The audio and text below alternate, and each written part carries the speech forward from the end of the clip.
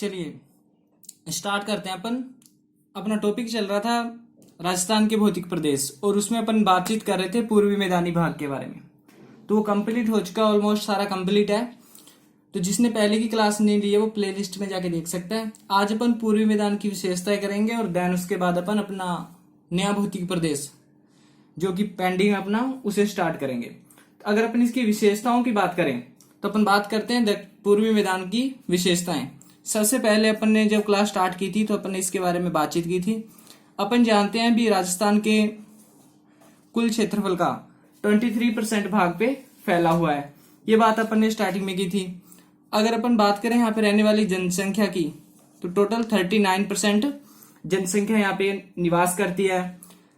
अगर अपन बात करें यहाँ पे की जलवायु की, यहाँ पे किस टाइप की जलवायु है, तो यहाँ पे अपन ने देखा आर्द्र जलवायु है।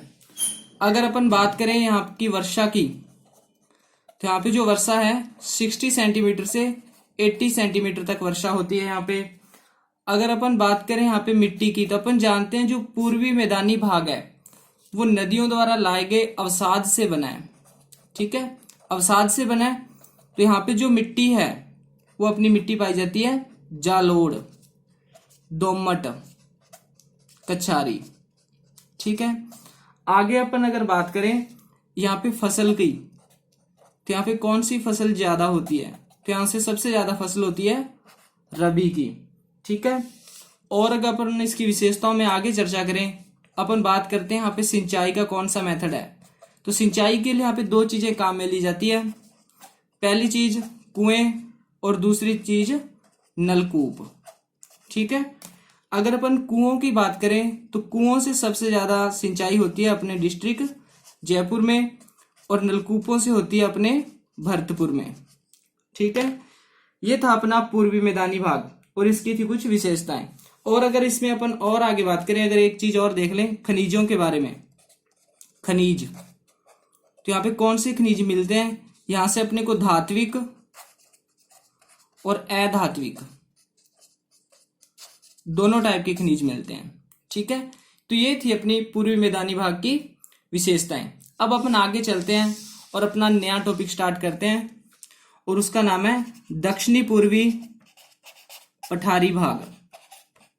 दक्षिणी पूर्वी पठारी भाग, या फिर इसे अपन हाड़ौती प्रदेश भी बोल सकते हैं। क्या बोल सकते हैं? हाड़ौती प्रदेश। ठीक है, तो अपन सबसे पहले इसकी चर्चा करते हैं इसके निर्माण के बारे में। इसका निर्माण कैसे हुआ? ठीक है, निर्माण में अपन सबसे पहले समय देखते हैं अभी कौन से टाइम में बना। तो ये अपना जो दक्षिणी पूर्वी पठारी भाग है ये बना है मेसोजोइक एरा में। Mesozoic era, Mesozoic era. अगर अपन बात करें इससे आगे भी मेसोजोइक एरा में तो बना है, इसमें भी आगे चले तो मेसोजोइक एरा के क्रीटियस काल में, क्रीटिशियस काल। ठीक है, दक्षिणी पूर्वी जो अपना पठार है मेसोजोइक एरा के क्रीटिशियस काल में बना है। ठीक है, ये तो हुई टाइम की बात। अगर अपन देखें ये बना किस चीज से है, तो ये बना है अपना बेसाल्ट चट्टानों से। बेसाल्ट चट्टानों, या फिर अपन बोल सकते हैं ज्वालामुखी लावे से। ठीक है, अब बेसाल्ट चट्टानें या ज्वालामुखी लावा है तो इसमें कौन सी मिट्टी पाई जाती है? इसमें पाई जाती है काली मिट्टी। तो अपन कह सकते हैं जो दक्षिणी पूर्वी अपना पठार है वहां पे काली मिट्टी पाई जाती है। ठीक है, और अगर अपन बात करें, अब देखो दो इंपॉर्टेंट पॉइंट लेते हैं। पहला पॉइंट इसी तरह लिखना है आपको भी। पहली बात, दक्षिणी पूर्वी पठारी भाग, दक्षिणी पूर्वी पठारी भाग प्रत्यक्ष रूप से किसका भाग है? पहला अपना क्वेश्चन है दक्षिणी पूर्वी पठारी भाग प्रत्यक्ष रूप से किसका भाग है? पहला क्वेश्चन। दूसरा क्वेश्चन है अपना दक्षिणी पूर्वी पठारी भाग अप्रत्यक्ष रूप से किसका भाग है? किसका भाग है? दो बातें हैं। पहली बात तो है अपना दक्षिणी पूर्वी पठारी भाग प्रत्यक्ष रूप से किसका भाग है, और दूसरी बात है अप्रत्यक्ष रूप से किसका भाग है। अगर अपन प्रत्यक्ष रूप से देखें तो प्रत्यक्ष रूप से अपना दक्षिणी पूर्वी पठारी भाग मालवा का पठार, मालवा का पठार है जो उसका भाग है, और मालवा का पठार है अपने एमपी में, मध्य प्रदेश में। अगर अपन सेकंड पार्ट की बात करें अप्रत्यक्ष रूप से, तो जो अपना दक्षिणी पूर्वी पठारी भाग है अप्रत्यक्ष रूप से प्रायद्वीपीय पठारी भाग का हिस्सा है। प्रायद्वीपीय पठारी भाग, ठीक है, प्रायद्वीपीय पठारी भाग का हिस्सा है। अब ये प्रायद्वीपीय पठारी भाग है क्या चीज, अपना जो भारत है उसका जो नीचे वाला पार्ट है इसे बोला जाता है प्रायद्वीपीय पठार, ठीक है। अब प्रायद्वीपीय पठारी भाग के बारे में अगर और अपन आगे बात करें तो इस क्षेत्र में कोई भी भूकंप और ज्वालामुखी नहीं है, ठीक है। अगर इस क्षेत्र की अपन बात करें तो विवर्तनिक दृष्टि से इस एरिया में भूकंप और ज्वालामुखी जैसी कोई भी क्रिया नहीं है इस टाइम में, ठीक है। लिख लेते हैं अपन प्रायद्वीपीय पठारी भाग में विवर्तनिक रूप से कोई भी ज्वालामुखी या फिर भूकंप जैसी क्रिया नहीं है, ठीक है। आया हुआ क्वेश्चन है जो पिछली बार पटवार का एग्जाम हुआ था उसमें पूछा गया था, भारत का ऐसा कौन सा भाग है जहां पे विवर्तनिक रूप से कोई भी ज्वालामुखी या भूकंप जैसी क्रिया नहीं है। तो अपना आंसर होगा प्रायद्वीपीय पठारी भाग। लेकिन इसके अपवाद भी हैं। अगर अपन अपवादों की बात करें तो इसके दो अपवाद हैं। पहला अपवाद तो अपना है कोयना, ठीक है, और दूसरा है अपना लातूर। दो अपवाद हैं इसके, एक तो कोयना और एक है लातूर। ये दोनों चीजें हैं क्या, ये प्राकृतिक जलाशय हैं, प्राकृतिक जलाशय, ठीक है। ये दो प्राकृतिक जलाशय हैं, इनका निर्माण इनका जो निर्माण है वो हुआ है ज्वालामुखी और भूकंप से, ठीक है। अब ज्वालामुखी या भूकंप से इनका निर्माण कैसे हुआ, मान लो भूकंप आया, ये अपनी जमीन थी, यहां से वीक हो जाएगी भूकंप से, तो जो नीचे पानी है ये धीरे धीरे क्या हुआ, बाहर आ गया, तो यहाँ पे ये झीलें बन गई। कोयना और लातूर ये प्राकृतिक जलाशय हैं, ये अपवाद हैं प्रायद्वीपीय पठारी भाग में, ठीक है। आगे अपन बात करते हैं अपना जो दक्षिणी पूर्वी पठारी भाग है। अब इसे अपन राजस्थान से जोड़ते हैं, दक्षिणी पूर्वी पठारी भाग। सबसे पहले अपन इसका करेंगे वर्गीकरण। क्या करेंगे, वर्गीकरण। इसका जो वर्गीकरण है ये किया गया दो बेस पे, दो आधार है इसके वर्गीकरण के। पहले आधार की अगर अपन बात करें तो पहला आधार है बनावट। एक वर्गीकरण तो अपन पढ़ेंगे बनावट के आधार पे, और दूसरा वर्गीकरण इसका पढ़ेंगे भौतिक आधार पे, भौतिक दृष्टि से। जो बनावट के आधार पे वर्गीकरण है इसमें अपन ने इसे बांटा है 5 भागों में, और अगर अपन भौतिक आधार पे बात करें तो इसमें अपन ने बांटा है इसे 2 भागों में, ठीक है। चलो अपन फर्स्ट ऑफ ऑल बनावट के आधार पे जो इसका वर्गीकरण है इसके बारे में चर्चा करते हैं, ठीक है। तो अपन देखते हैं दक्षिणी पूर्वी पठारी भाग का वर्गीकरण, और जो ये वर्गीकरण है ये है अपना बनावट के आधार पे, ठीक है। और बनावट के आधार पे अपन ने इसे डिवाइड किया है 5 भागों में। अपन बना लेते हैं कौन कौन से भाग हैं। पहला भाग है इसका पर्वतीय प्रदेश, पर्वतीय प्रदेश। सेकंड भाग है इसका नदी निर्मित प्रदेश, नदी निर्मित प्रदेश। आगे चलते हैं अपन थर्ड भाग की अगर बात करें तो थर्ड भाग है इसका शाहबाद उच्च भूमि, शाहबाद उच्च भूमि। आगे अगर अपन चलें इसके फोर्थ पार्ट की अगर अपन बात करें तो फोर्थ चौथा हिस्सा है इसका डग गंगाधर प्रदेश। चौथा हिस्सा है डग गंगाधर प्रदेश। अगर अपन इसके पांचवें हिस्से की बात करें तो वो है अपना झालावाड़ पठार, ठीक है, या फिर झालावाड़ प्रदेश भी बोल सकते हैं अपन इसे। तो ये है इसके 5 पार्ट। अपन ने वर्गीकरण किया है दक्षिणी पूर्वी पठारी भाग का, और वो भी बनावट के आधार पे। पहला पार्ट अपन ने देखा पर्वतीय प्रदेश, दूसरा देखा अपन ने नदी निर्मित प्रदेश, थर्ड देखा अपन ने शाहबाद उच्च भूमि, चौथा था डग गंगाधर प्रदेश, और पांचवा है अपना झालावाड़ प्रदेश। अब अपन इसे 1 बाय 1 डिस्कस करते हैं। सबसे पहले अपन बात करते हैं प्रायद्वीपीय प्रदेश की। तो ये है अपना पर्वतीय प्रदेश, पर्वतीय प्रदेश, ठीक है। दक्षिणी पूर्वी पठारी भाग का वर्गीकरण है बनावट के आधार पे, और उसमें पहला है अपना पर्वतीय प्रदेश। इसको अपन ने फिर से 2 भागों में डिवाइड किया है। तो वो 2 भाग कौन कौन से हैं? पहला भाग है इसका मुकंदरा पहाड़ी, या फिर इसे मुकंदरा हिल्स भी बोल सकते हैं। दूसरा पार्ट है इसका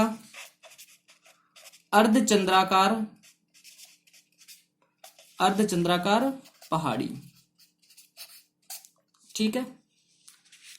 तो चलो स्टार्ट करते हैं। सबसे पहले एक मेरा क्वेश्चन है, अगर आपसे पूछ लिया जाए मुकंदरा की पहाड़ी किसका हिस्सा है, मुकंदरा हिल्स किसका हिस्सा है? पहला ऑप्शन है अपना अरावली का, और दूसरा ऑप्शन है अपना दक्षिणी पूर्वी पठारी भाग का, ठीक है। ये क्वेश्चन है, तो आप मुझे ये बताइएगा इसका आंसर क्या होगा। अपन आगे इसके बारे में फिर से चर्चा करेंगे। तो पहले अपन मुकंदरा हिल्स को देखते हैं। अगर अपन मुकंदरा हिल्स की बात करें तो अपन आंसर ही ले लेते हैं। तो ये जो है दक्षिणी पूर्वी पठारी भाग का हिस्सा है, ये क्वेश्चन आया हुआ है, ठीक है। और उसमें पहला ऑप्शन था अरावली। तो जनरली सभी इसे अरावली का पार्ट ही मानते हैं, लेकिन आपको याद रखना है जो मुकंदरा की पहाड़ी है वो अरावली का नहीं, दक्षिणी पूर्वी पठारी भाग का हिस्सा है। आगे अगर अपन बात करें भी जो ये मुकंदरा हिल्स है, मुकंदरा पहाड़ी में चल रहा है ये सारा प्रोग्राम। जो मुकंदरा की पहाड़ियां हैं इनका विस्तार कहाँ पे है? इनका विस्तार है अपना कोटा में, ठीक है।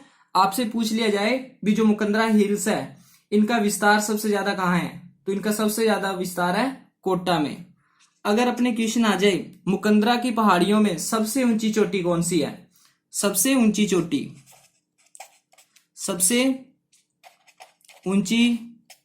चोटी, ठीक है।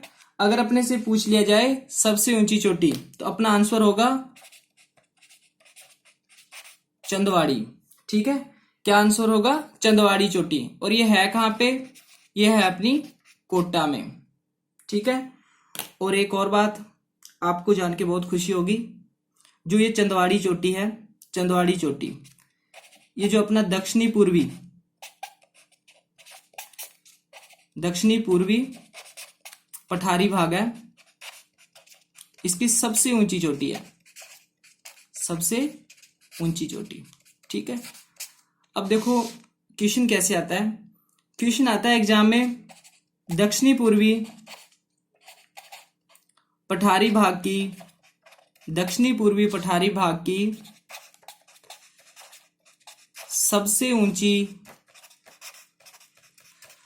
चोटी कौन सी है? क्वेश्चन है अपना दक्षिणी पूर्वी पठारी भाग की सबसे ऊंची चोटी कौन सी है, और इसके ऑप्शन है, पहला ऑप्शन आता है अपना गुरु शिखर, दूसरा अपना ऑप्शन आता है चंदवाड़ी, ठीक है। और एग्जाम में अपने को इतनी जल्दी होती है, अभी जल्दी से पेपर खत्म कर दें और बाहर जाएं। और अपना क्या ये जो पूर्वी पारवी वाला प्रोग्राम है ये तो अपने को दिखता ही नहीं है एग्जाम में। अपन डायरेक्ट पढ़ते हैं दक्षिणी भाग की सबसे ऊंची चोटी और अपन टिक कर देते हैं गुरु शिखर, और अपन हो जाते हैं क्लीन बोल्ड। लेकिन इसमें आंसर क्या आएगा? चंदवाड़ी। तो एग्जाम में हर क्वेश्चन को बहुत ध्यान से पढ़ना है। अपना क्वेश्चन है दक्षिणी पूर्वी पठारी भाग की सबसे ऊंची चोटी कौन सी है, तो अपना आंसर होगा चंदवाड़ी, जो कि कोटा में है। अगर डायरेक्ट क्वेश्चन होता भी राजस्थान के दक्षिणी भाग की सबसे ऊंची चोटी कौन सी है? तो उसका अपना आंसर होता गुरु शिखर। पीछे एक क्लास में अपन ने पढ़ा था पश्चिमी राजस्थान की सबसे ऊंची चोटी, तो वो थी अपनी डोरा पर्वत जो कि जालोर में थी। आगे चलते हैं अपन। जो ये दक्षिणी पूर्वी पठारी भाग है इसकी सबसे ऊंची चोटी अपन ने देखी चंदवाड़ी। आगे अगर अपन बात करें, आगे अपना कौन सा है? ये तो हुआ पर्वतीय प्रदेश। आगे है अपना नदी निर्मित प्रदेश। अपन आगे बात करते हैं नदी निर्मित प्रदेश की। ठीक है, नदी निर्मित प्रदेश दक्षिणी पूर्वी पठारी भाग चल रहा है और उसका अपन ने वर्गीकरण किया है बनावट के आधार पे। 5 भागों में डिवाइड किया अपन ने इसे। पहला भाग था अपना पर्वतीय प्रदेश। पर्वतीय प्रदेश को अपन ने फिर 2 भागों में बांटा, मुकंदरा, और मुकंदरा में अपन ने पढ़ा दक्षिणी पूर्वी पठारी भाग, इसका विस्तार कोटा में है, सबसे ऊंची चोटी चंदवाड़ी है। और फिर अपन ने देखा ये क्वेश्चन के बारे में, और इसमें अपना एक रह गया अर्धचंद्राकार पहाड़ी। पहले अपन इसे डिस्कस कर लेते हैं फिर चलेंगे आगे। अर्धचंद्राकार पहाड़ियों के बारे में अपन ने बात की थी। तो अर्धचंद्राकार पहाड़ियां पिछले क्लास में देखा था कहां पाई जाती हैं, तो ये अपने को सबसे ज्यादा मिलती हैं बूंदी में। ठीक है, अर्धचंद्राकार पहाड़ियां कहां पे है?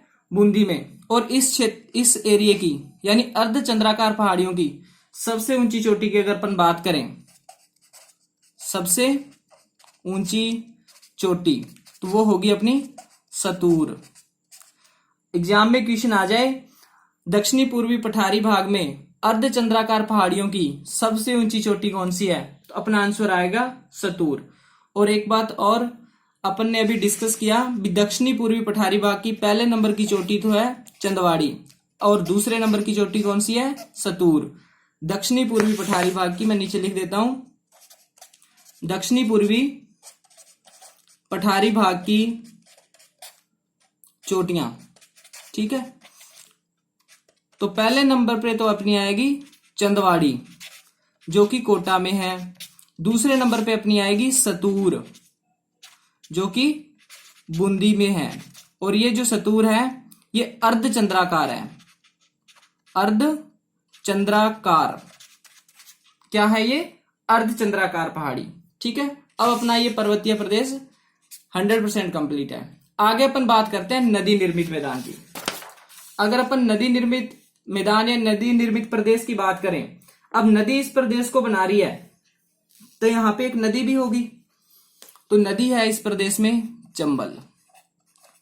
लास्ट क्लास में अपन ने देखा जो चंबल है एमपी से निकलती है, जानपाब की पहाड़ियों से, और जब ये राजस्थान में इंटर होती है तो राजस्थान में इन होती है चित्तौड़गढ़ से, चित्तौड़गढ़, और राजस्थान से आउट होती है धौलपुर से।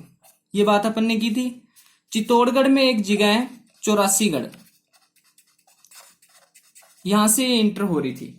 अब देखो भाई चंबल जब इंटर होती है, अभी अपन इसे मैप में देख लेंगे एक बार, अपन वैसे जनरली से डिस्कस कर लेते हैं। जब ये निर्मित होती है तो यहाँ पे ये बहुत सारी आकृतियां बनाती है। ठीक है, काफी सारी क्या बनाती है? आकृतियां, और इन आकृतियों को अपन बोलते हैं उत्खात। ठीक है, तो लिखते हैं इसे, चंबल नदी अपने अवसादों से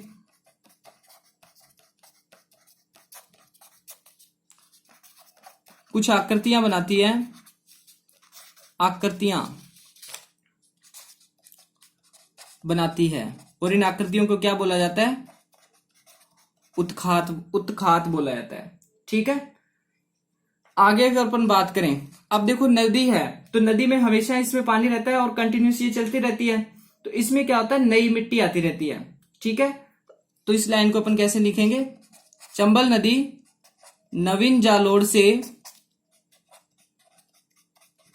चंबल नदी नवीन जालोड़ से नए मैदानों का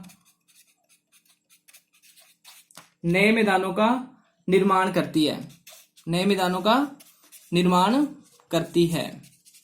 ये क्वेश्चन भी आया हुआ है। ठीक है, क्वेश्चन क्या था?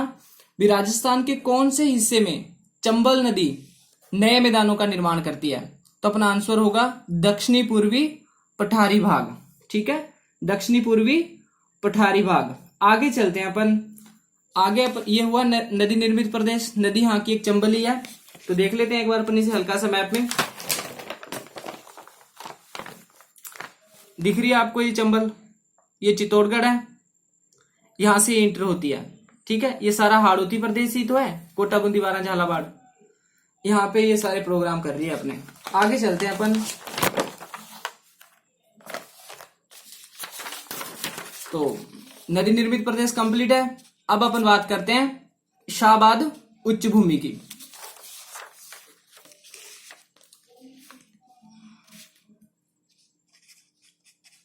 शाहबाद उच्च भूमि, ठीक है।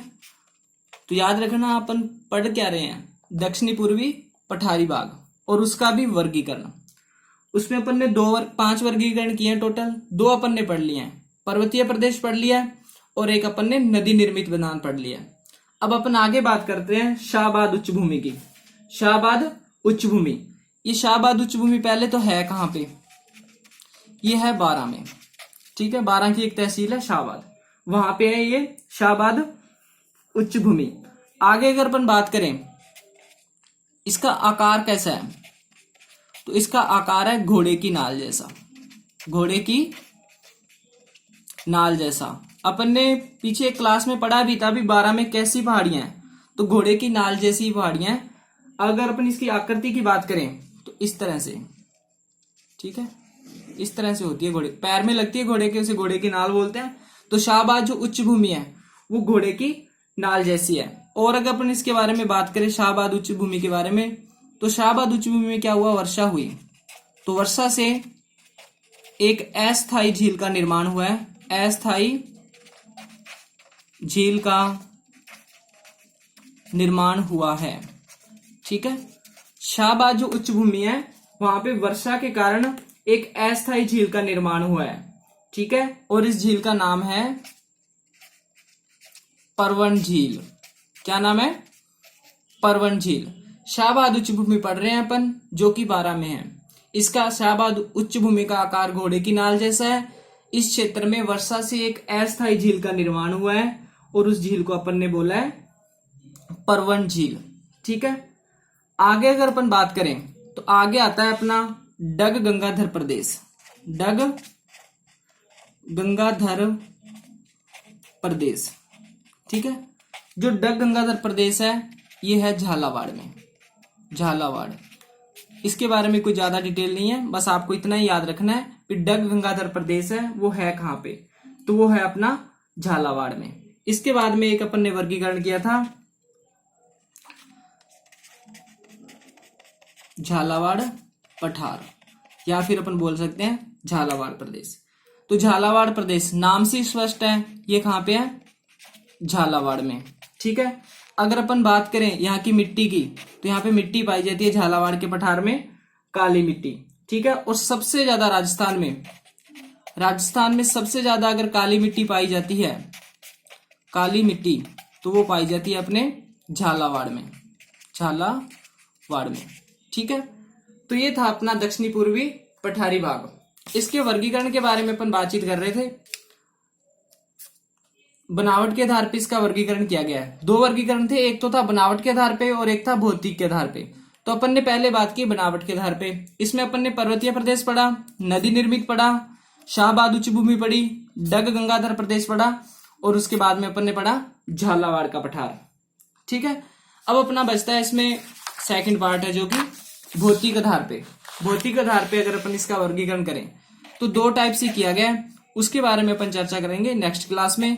आज के लिए बस इतना ही। जय हिंद, जय भारत।